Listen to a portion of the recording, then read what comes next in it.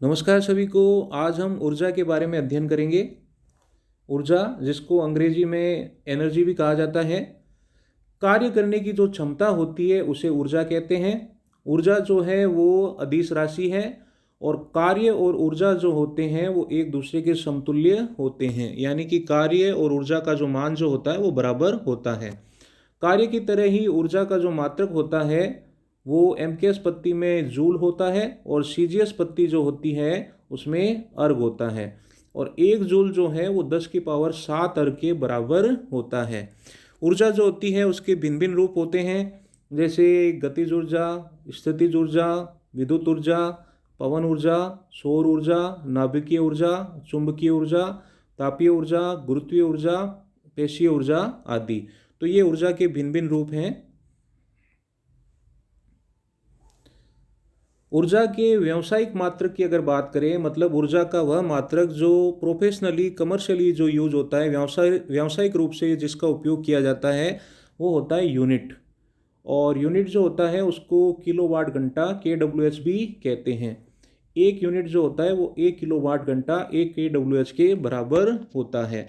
अब 1 KWH जो है उसको वाट इंटू सेकेंड में अगर कन्वर्ट करें तो 1 किलोवाट जो होता है उसमें 1000 वाट होते हैं और 1 घंटा जो होता है उसमें 60 × 60 सेकंड होते हैं।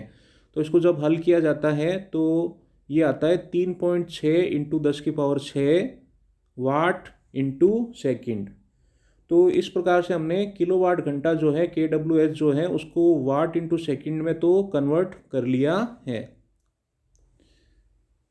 अब एक जूल जो होता है वो 1 वाट इंटू सेकेंड के बराबर होता है, इसलिए 1 KWH जो है वो 3.6 × 10 की पावर 6 जूल के बराबर होता है। कई बार प्रश्न पूछा जाता है कि 1 किलोवाट घंटा या एक यूनिट या 1 KWH में कितने जूल होते हैं, तो 1 KWH जो है उसमें 3.6 × 10 की पावर 6 जूल होते हैं। तो किलोवाट घंटा जो है या यूनिट जो है वो ऊर्जा का व्यावसायिक मात्रक होता है। अब हम ऊर्जा के जो विभिन्न रूप हैं उनके बारे में बात करते हैं। सबसे पहले गतिज ऊर्जा, और इसको संक्षेप में के से व्यक्त किया जाता है। एनर्जी, के काइनेटिक एनर्जी। किसी वस्तु में उसकी गति के कारण निहित ऊर्जा जो होती है उसे गतिज ऊर्जा कहते हैं। और गतिज ऊर्जा जो होती है उसका सूत्र होता है के बराबर 1/2 mv²। के बराबर 1/2 mv², ये वस्तु की गतिज ऊर्जा का सूत्र है। यहाँ पे के क्या है? गतिज ऊर्जा है, वस्तु की गतिज ऊर्जा। m वस्तु का द्रव्यमान है और v जो है वो वस्तु का वेग है। सूत्र से ये स्पष्ट हो रहा है कि वस्तु की जो गतिज ऊर्जा के जो होती है वो वस्तु के द्रव्यमान के समानुपाती होती है और साथ ही साथ वस्तु की गतिज ऊर्जा वस्तु के वेग के वर्ग के समानुपाती होती है। अगर किसी वस्तु का वेग 0 हो तो उसकी गतिज ऊर्जा भी 0 होगी।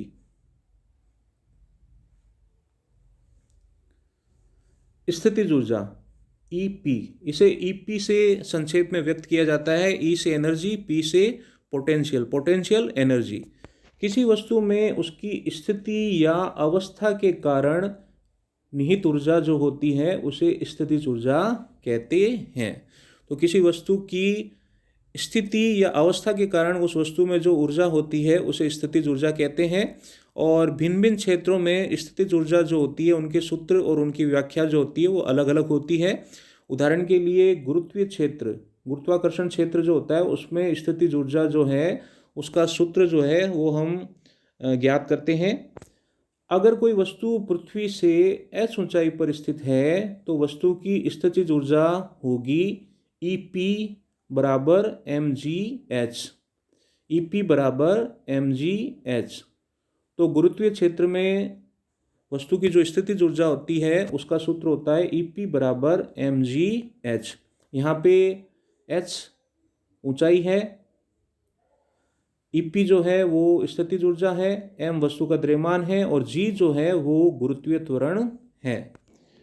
तो ये गुरुत्वीय क्षेत्र में स्थितिज ऊर्जा का सूत्र होता है।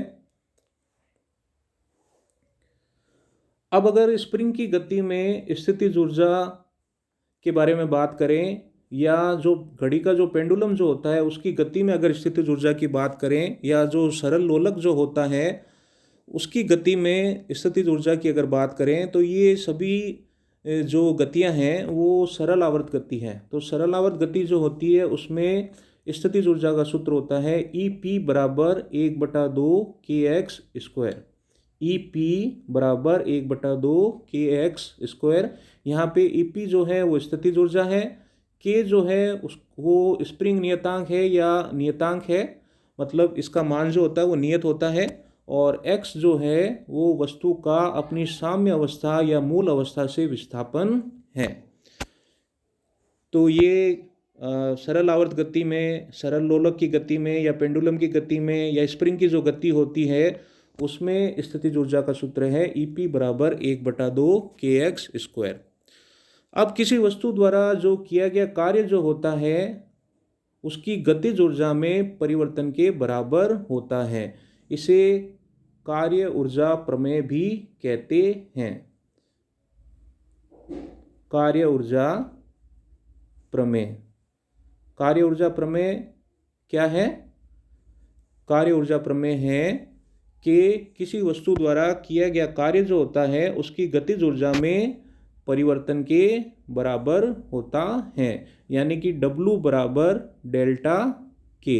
ये जो है W बराबर डेल्टा K जो है वो कार्य ऊर्जा प्रमेय है, जहाँ पे W क्या है? कार्य, और डेल्टा K जो है वो वस्तु की गतिज ऊर्जा में परिवर्तन है।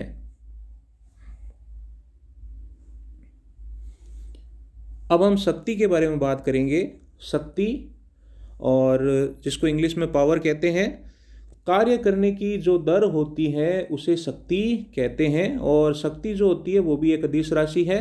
शक्ति के अगर सूत्र की बात करें तो P बराबर W/T।